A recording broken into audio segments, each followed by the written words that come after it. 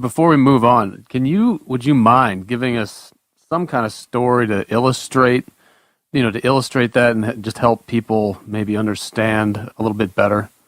Yeah. So for me, man, my dad was an alcoholic, and I talk about it a little bit in there, but he would beat us. Like, I'm not one that says don't whip your kid. That's not me. I'm not saying abuse your kid, but the kid has to know what you did wrong. You have to know what you did wrong. You have to know, okay, I messed up here, I messed up there.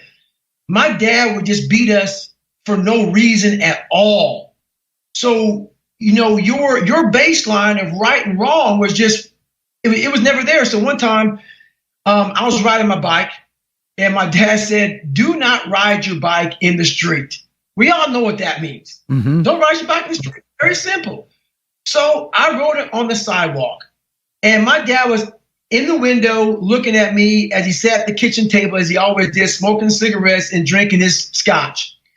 I turned my bike around, and my front tire, literally, as I turned around in someone's driveway, my front tire scraped, literally, maybe a quarter of an inch, hit this or hit the street.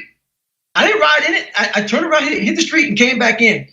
My dad whipped me so bad I couldn't go to school for 4 days. Holy shit! And so he beat me so bad, my mom had to write a letter to school saying, "Hey, David's sick." And I wasn't sick. I was bruised from my neck to my ankles.